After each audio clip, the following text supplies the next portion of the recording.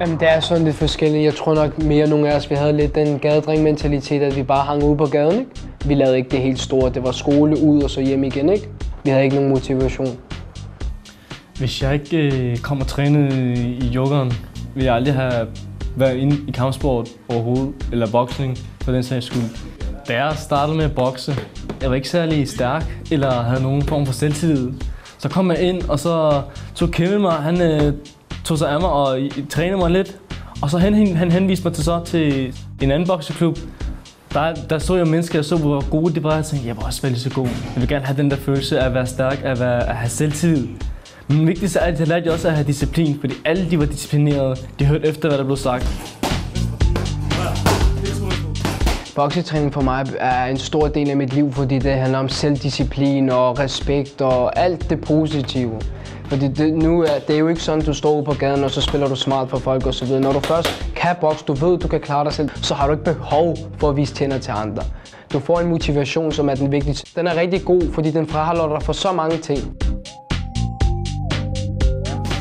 Det var meget fedt at hjælpe træne og undervise andre i boksning. Det er også fedt. Nu er ung, man har ikke regnet med, at så ung 16-17 år skal undervise i kampsport. Det handler da også om i skolen jo at tage ansvar og være bevidst om nogle ting. Og den ansvar får jeg en gevaldig stor størrelse på grund af, at trænerne er de små. Og de ser jo op til mig. Så den respekt, de giver mig, den skal jeg udfolde på dem. Så de får ansvar. 1, 2, 4. Jeg har jo selv trænet i rigtig mange år og lært en masse om træning og kampsport. Og så de drenge, jeg træner hernede, de kommer videre ud til andre klubber og lærer at blive nogle gode trænere. Og jeg lærer dem også at træne hernede, og det giver de videre til de nye, der starter. Godt kunne jeg ramme, men pas på hinanden.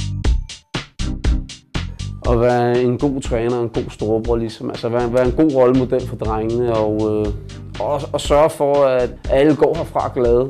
Og så bare passe på drengene og hjælpe dem og rådgive dem og gøre det bedste, jeg kan.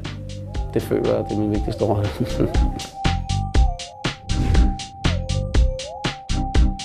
Altså i projektet her, der lærer de blandt andet, at ting tager tid. De lærer at påtage sig et ansvar og leve op til det, fordi at det er dem, der står i spidsen for det, som deres kammerater skal opleve på sådan en træningsaften. Mange af de færdigheder, de opnår i det her projekt, kan de bruge i enhver anden sammenhæng i deres kommende ungdomsliv. Det er sådan set både i forhold til at have disciplin omkring deres egen uddannelse, men det kan jo også være, at de kan bruge det i forhold til fritidsjobs eller i forhold til at deltage i det etablerede foreningsliv.